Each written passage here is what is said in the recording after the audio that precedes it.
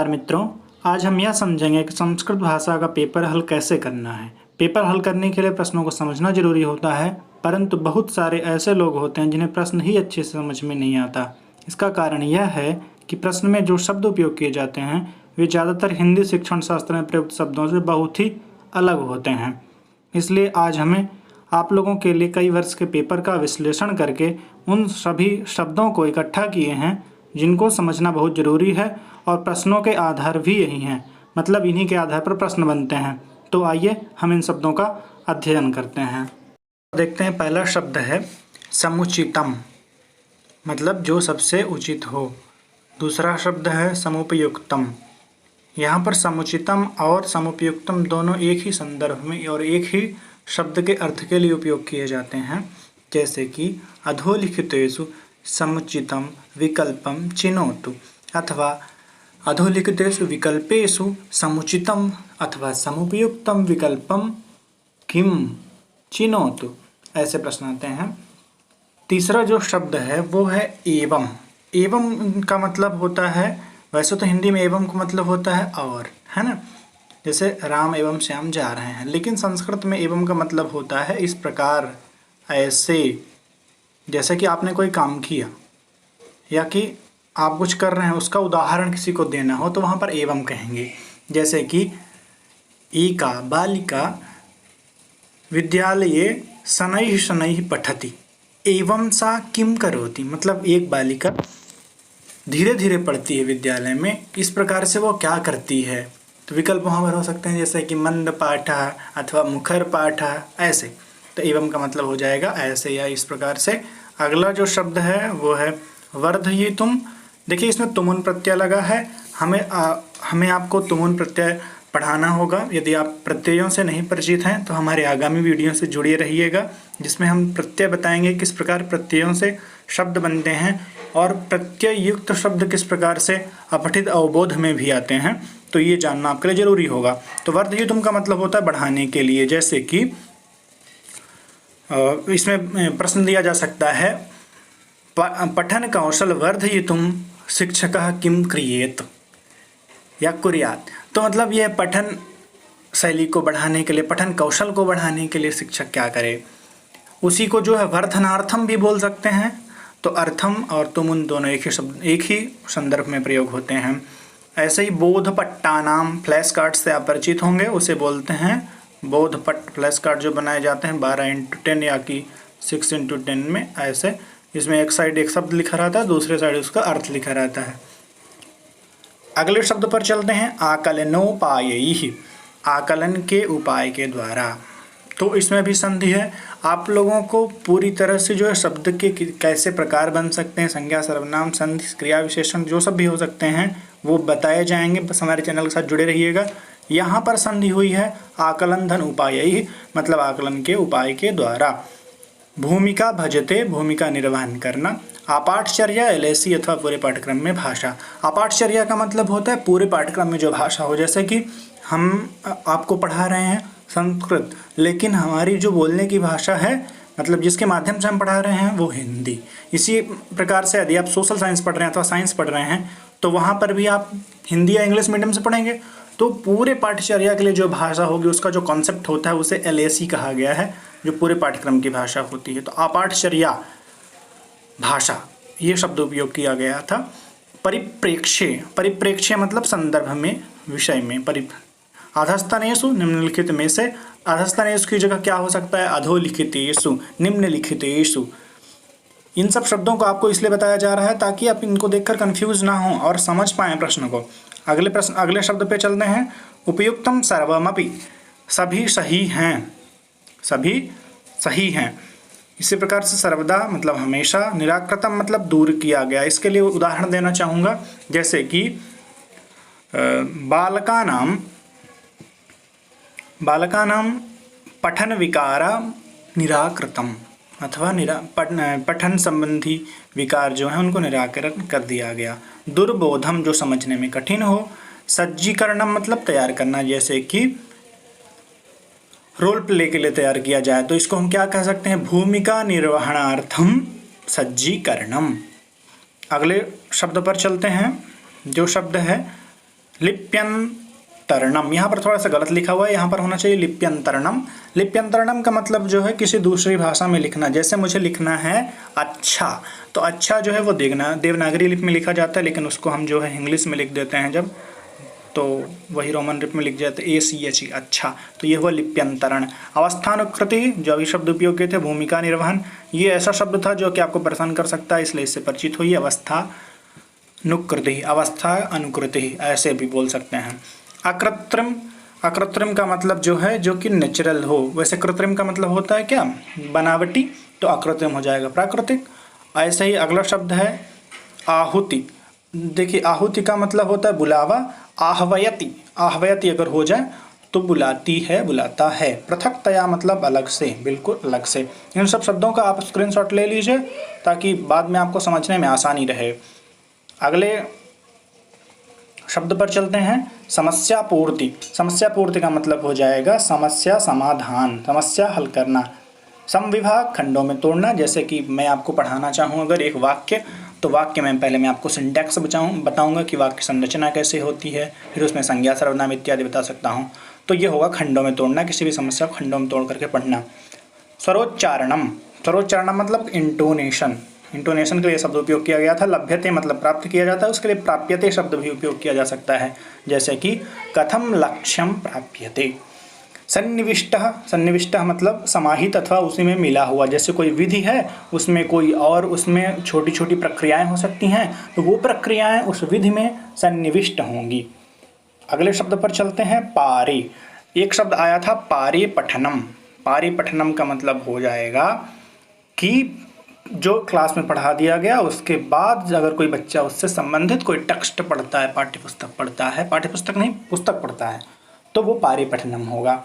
व्यापक पठनम का मतलब हो जाएगा पाठ्यपुस्तक के अलावा पढ़ना। पारे पठनम और व्यापक पठनम थोड़ा सा जो है, इसमें थोड़ा अंतर इसलिए है कि व्यापक पठनम जो है कभी भी हो सकता है, मतलब कि हमारे बिना टेक्स्ट पढ़ाए भी, लेकिन पारे पठनम जो होगा वो टेक्स्ट पढ़ाने के बाद होगा। विद्यालय में शिक्षक ने पढ़ा दिया तब पारे पठनम होगा। इसी प्रकार से प्रतिवेदन लेखन शिक्षणम, इसमें तीनों शब्द हैं, समझ लीजिए।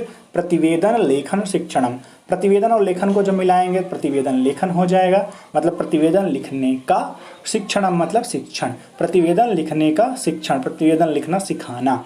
अगला शब्द है विविक्त, मतलब कि विविक्त मतलब होता है खंडों में, टुकड़े टुकड़ों में, तो विविक्त हो जाएगा। मृदु मतलब मधुर, जैसे कि मृदु भाषण मतलब मधुर बोलना, अच्छा बोलना। अवगमनम, अवगमनम का मतलब हो जाएगा समझ। इसे ही अवगमनम को अधिगम भी कह सकते हैं। प्रतिफल मतलब कि परिणाम अथवा रिजल्ट। परावर्तक चिंतनम रिफ्लेक्शन, रिफ्लेक्शन का मतलब होता है कि जैसे किसी बालक ने कोई टेक्स्ट पढ़ा, कोई भी एक पैराग्राफ पढ़ा और उसके बारे में अपने विचार प्रस्तुत किए कि इसमें लिखा क्या है, उसका महत्व क्या हो सकता है, इस प्रकार से, तो इस प्रकार के चिंतन को परावर्तक चिंतन बोल देंगे। मनः प्रतिचित्रणम, मन में किसी चीज़ का चित्र बनाना, बालक के मन में जो कोई भी विचार हो उनका एक चित्रण तैयार हो जाए, उसे मनः प्रतिचित्रणम बोलेंगे।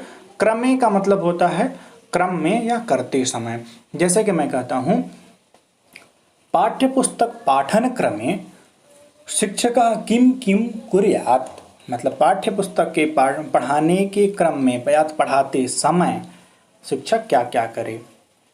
अगले शब्द पर चलते हैं, आधिकृत्य। यहाँ पर आधिकृत्य नहीं अधिकृत्य है, क्षम्यताम, यहाँ पर लेखन संबंधी थोड़ा त्रुटि है। अधिकृत्य का मतलब हो जाएगा आधार बना करके। जैसे मैंने कहा अधिकृत्य के जगह पर अनुसृत्य भी हो सकता है। जैसे कि मैं अगर कहूँ कि सामाजिक सांस्कृतिक सिद्धांतम अनुसृत्य एकम प्रश्नम निर्मायत, प्रश्नस्य निर्माणम भवेत्, निर्माणम करोतु।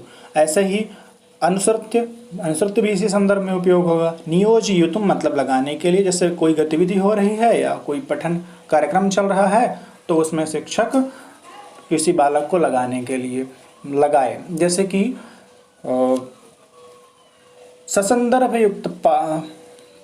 ससंदर्भ पठने छात्रान् नियोजयितुं शिक्षकः किं कुर्यात्, ऐसे शब्द आ सकता है। व्यतिक्रम, व्यतिक्रम का मतलब होता है विकार। जैसे कि विभिन्न प्रकार के विकार होते हैं, जैसे कि डिसलेक्सिया, डिस्ग्राफिया, डिस्कैलकुलिया। तो यहाँ पर जैसे डिस्कैलकुलिया है तो एक गणितीय संबंध, गणना संबंधी विकार हो गया, तो इसको इसे हम गणना संबंधी व्यतिक्रम बोल सकते हैं। अथवा डिस्ग्राफिया है तो ये भाषा से संबंधित है, लेखन संबंधी व्यतिक्रम है, विकार है। ठीक है, अगले शब्द पर चलते हैं। स्फुटवक्ता। स्फुटवक्ता मतलब स्पष्ट बोलने वाला, या कि स्पष्ट रूप से जो उच्चारण कर रहा हो। सर्जनम मतलब कुछ नया करना, नया बनाना, सृजन करना। अधिगच्छति मतलब समझता है। अधिगच्छति को के लिए हम नया शब्द उपयोग कर सकते हैं, अवगमनम करोति। अवगमनम मतलब अधिगच्छन होता है, अवगमनम यहाँ लिखते नहीं बन रहा है, थोड़ा सा अवगमनम सुन लीजिएगा यहाँ पर, सॉरी इसके लिए। अवगमनम करोति, अधिगच्छति समझता है। निमज्जनम मतलब पूरी तरह उसी में डूब जाना। यहाँ पर पानी में डूबने से मतलब नहीं है, यहाँ पर पाठ्यपुस्तक को पढ़ने में पूरी तरह से गंभीरता से पढ़ना निमज्जनम हो जाएगा। प्रकृत वस्तुना मूर्त चीज़ों को, जैसे कंक्रीट चीज़ है, जैसे आप कक्षा में कोई चीज़ प्रस्तुत करते हैं तो वहाँ पर आप सिर्फ नाम ले लेंगे तो वो दिक्कत होगी, उसके बजाय आप उसका एक फोटोग्राफ ला सकते हैं तो वो हो जाएगा मूर्त चीज़। अथवा आप जैसे पौधे के बारे में बता रहे हैं कक्षा में तो पौधा ला सकते हैं, तो ये हो जाएगा प्रकृत वस्तु मतलब मूर्त चीज़। इत्येषु मतलब इनमें, इत्येषु विकल्पेषु समुचितम विकल्पम किम, ऐसा प्रश्न आता है। इत्येषु मतलब इनमें से। प्रस्तौति मतलब प्रस्तुत करता है। प्रस्तौति प्रस्तुतिकरणम करोति, प्रस्तुतिकरणम करोति ये भी बोल सकते हैं, प्रस्तौति भी बोल सकते हैं। इन सब शब्दों से परिचित रहिए ताकि आपको परेशानी ना हो। ग्रहण कौशलम मतलब कि जिसमें कुछ नया ग्रहण किया जाता है। ग्रहण कौशल हमारे होते हैं पठनम श्रवणम च, मतलब पढ़ना और सुनना, क्योंकि इसमें हम कुछ भाव ग्रहण करते हैं। पढ़ते हैं तो कुछ चीज़ें सीखते हैं और ग्रहण करते हैं तब कुछ चीज़ें सीखते हैं। इसी प्रकार से भाग ग्रहणम मतलब इन्वॉल्व होना, हिस्सा लेना। जैसे ये नाटक क्रियायाम भाग ग्रहणम करोतु, ऐसे शब्द आ सकते हैं। सामाजिक संवाद, समाज में बातचीत करना, सोशल इंटरेक्शन करना, जो वाइगॉस्की कहते हैं। सामाजिक संवाद मतलब अपने आस पड़ोस, अपने वातावरण में बातचीत करना, संवाद करना, वो होता है सामाजिक संवाद। अगला शब्द है विकल्पकात्मकम। यहाँ पर ये पूर्ण विराम को नज़रअंदाज करिएगा। विकल्पकात्मकम का मतलब हो जाएगा एमसीक्यू टाइप, मतलब वस्तुनिष्ठ प्रश्न, क्योंकि विकल्पकात्मकम थोड़ा अलग शब्द था इसलिए हमने इसको जोड़ा है। तदाधारितम उस पर आधारित, तत्धन आधारितम होता है तदाधारितम, तो तदाधारितम प्रश्नानि रचयतु, ऐसे शब्द आते हैं। अगला शब्द है क्षम्यताम ऊर्ध्वगामी। तो ऊर्ध्वगामी का मतलब हो जाएगा नीचे से ऊपर जाना, अर्थात जैसे कि पहले हमने आपको पढ़ा दिया, जैसे पहले आपने विद्यालय में पढ़ा दिया कि पहले आपने वर्णमाला पढ़ाया, उसके बाद आपने धीरे धीरे वाक्य रचना पढ़ाया, वाक्य रचना पढ़ा करके आपने साहित्य पढ़ाया, तो ये हो जाएगी ऊर्ध्वगामी प्रक्रिया। अधोगामी का मतलब उसका ठीक उल्टा, पहले आपने लिटरेचर पढ़ाया, उसके बाद बच्चों को परिचय दिया कि कैसे वर्णमाला होते हैं, कैसे वाक्य रचना होती है। ठीक है। अनुलेखनम मतलब अनुकरण करके लिखना। अनुकरण करके लिखना मतलब या तो कोई बोल सकता है, या तो आपने कुछ कहीं पर देख करके लिखा या सुन करके लिखा, तो ये हो जाएगा अनुलेखनम, मतलब पीछे पीछे लिखना। उत्पादक कौशलम, ऐसे कौशल जो अभिव्यक्त करने के लिए उपयोग किए जाते हैं। ये उत्पादक कौशलम और ग्रहण कौशलम का परस्पर विरोधी हैं, मतलब उल्टा शब्द अर्थ होता है इनका। उत्पादक कौशलम मतलब कि जो आपने पढ़ा है उसे उत्पाद के रूप में मतलब प्रस्तुत करिए आप, है ना। उत्पादक कौशलम में क्या क्या आ जाएगा, लिखना और बोलना, क्योंकि आपने जो पढ़ा है उसे आप सामने प्रस्तुत कर रहे हैं। ग्रहण कौशलम जैसे कि अभी आपको बताया गया, ग्राहक कौशलम जो है पठनम। शब्द है अर्थावबोधः, मतलब अर्थ को समझना। इसी प्रकार से अर्थागमनम, इसके लिए शब्द उपयोग किया जा सकता है। निर्देशति मतलब निर्देश देता है। पठन, लेखन, श्रवण और संभाषण, इनका मतलब समझ लीजिए। पठन का मतलब होता है रीडिंग, लेखन का मतलब राइटिंग, श्रवण का मतलब लिसनिंग एंड संभाषण का मतलब हो जाएगा स्पीकिंग, उसे वाचन कौशल भी बोलते हैं। मुद्रण समृद्ध वातावरणम मतलब मुद्रण से समृद्ध वातावरण हो, मतलब ऐसी कक्षा जिसमें मुद्रित चीज़ें ज़्यादा उपलब्ध हों, उसे मुद्रण समृद्ध वातावरण बोलेंगे। अनुसृता मतलब पालन किया गया, जैसे कि मैंने कहा एतस्याम विधिषु कम नियमम अनुसृत्य प्रश्नानाम उत्तरणम प्रश्नानाम रचनाम कृतम। परंतु इसको ऐसे कर सकते हैं कि एतस्मिन् प्रश्न निर्माणे का विधि अनुसृता, मतलब कौन से विधि का अनुसरण किया गया। तो इस प्रकार से आपके पास ये महत्वपूर्ण शब्द थे। आप अगर इन शब्दों को अच्छी तरह समझ गए हैं, आप इन सभी शब्दों को जो है वीडियो को पॉज करके आप स्क्रीनशॉट ले सकते हैं। और अगर आप इन शब्दों को समझ करके गए तो आपको समझने में बिल्कुल भी कठिनाई नहीं होगी और आप आराम से संस्कृत का पेपर हल कर सकते हैं। जिन लोगों को बिल्कुल समस्या है, जिन्होंने संस्कृत थोड़ा बहुत ही पढ़ा है लेकिन चुन लिया है, तो उनके लिए बहुत ही आसानी होगी। और इसके अतिरिक्त आप जो है अभी तक आपने देखा कि कुछ प्रत्ययुक्त शब्द होते हैं, तो प्रत्ययों से कैसे शब्द प्रत्ययों से आधारित कैसे प्रश्न होते हैं, संधि समास, इन सभी से आधारित जो प्रश्न बनते हैं कैसे बनते हैं, उन सभी पर हम चर्चा करेंगे अगले वीडियो में।